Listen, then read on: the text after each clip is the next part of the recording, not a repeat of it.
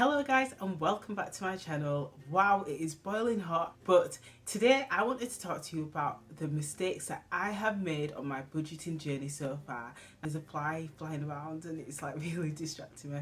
I'm not the best with money, I really do struggle at times, but over the last few years I have made progress, and despite making mistakes all the time, I've never had a perfect month. I've gone over budget with my groceries, I've dipped into savings, all that stuff, but over time I've still made progress and I've still been able to clear debt, but it's not been easy. I've made so many mistakes along the way. Back in 2019 my car broke down and I found myself with no car because I decided that I was not going to get a car on finance. I was just going to go without a car for a few months until I could save some money up.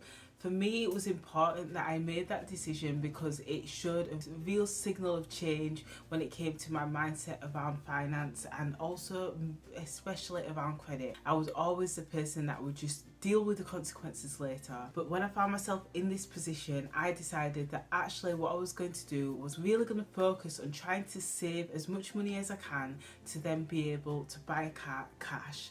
Now, I'm thankful to say that I bought a car cash despite being on a debt-free journey a couple of years previously, where I realised that I still wasn't budgeting right. I was still ploughing all my money towards debt but nothing towards savings, and I knew that there was something that I needed to do. The mistake I'd made before was just creating a budget and never tracking my spending to see if they aligned, and whilst I realised it's not for everyone, it works so well for me because it's a form of accountability. It allows me to sort of think subconsciously about whether I need to adjust my budget or not. I realised that I was telling myself that I didn't have any money to save, but yet I was buying takeaways. So once I started tracking my spending, I realised that actually I needed to create a budget to reflect my lifestyle, and a realistic budget. In order to make my budget work, I needed to be open and honest with myself. And a few of the mistakes I've made before was putting too much towards debt and not towards savings. So I had to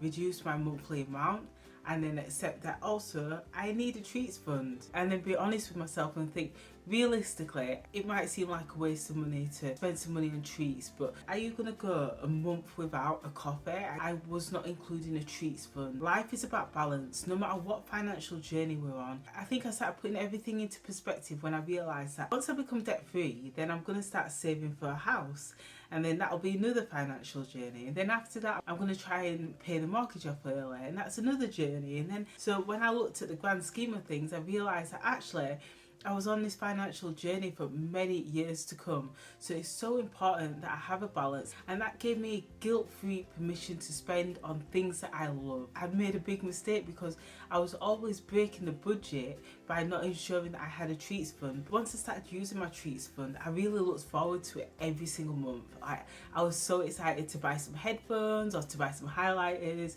or to just buy a coffee and a takeaway. But what I found was I was falling into the trap of spending all my treats money on payday, on the week around payday, and then as a result I not have any treats for the remainder of the month. And I realised that's not right. I'm still sort of in that payday mindset. So one thing I started doing, which really helped, and not only helped for my treats but also groceries, was I started creating weekly spending amounts.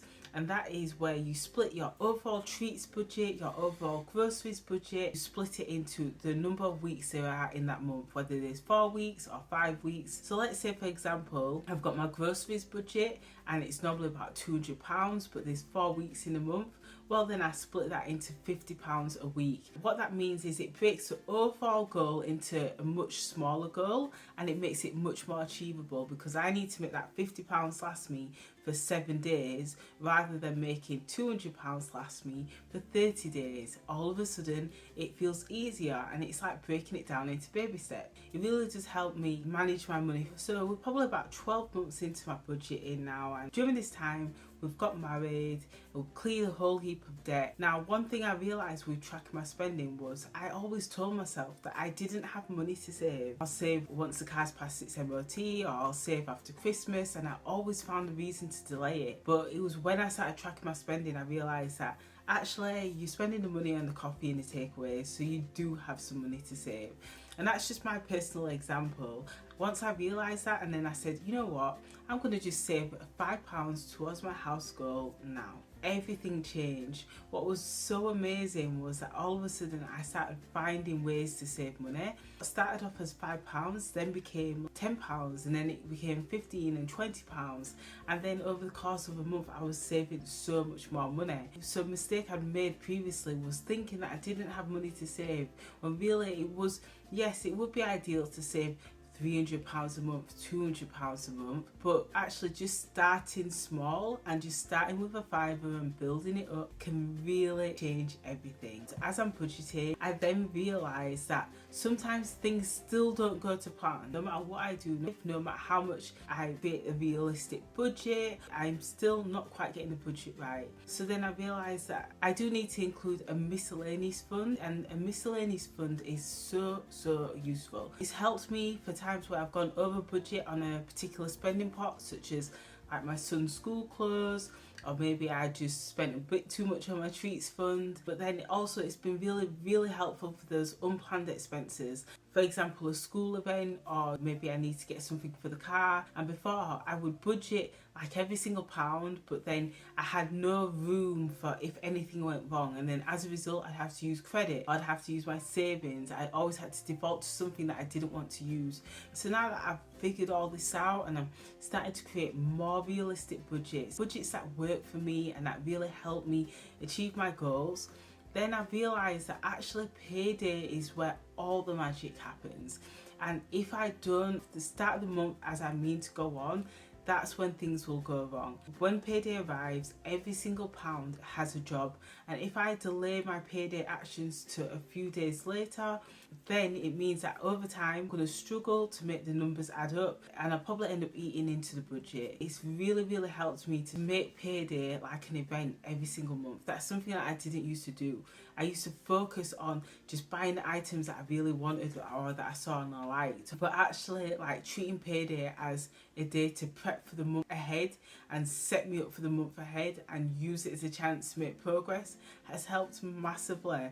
And then it means that every single payday I'm making progress towards my savings goals, I'm clearing debt, and then also little things such as my groceries, making sure I've got that for the month, and just being on top of my bills so that I know that when my bills are paid, I'm checking they've left my account. That means my credit score is improving because I'm not missing any payments and making sure they're being paid on time. There's so many mistakes I've made over the last 4 years, but I'm not perfect and I'm still learning now. There's still so many things that I need to improve on, but it's a journey. Thank you so much for watching, and I will speak to you soon. Bye.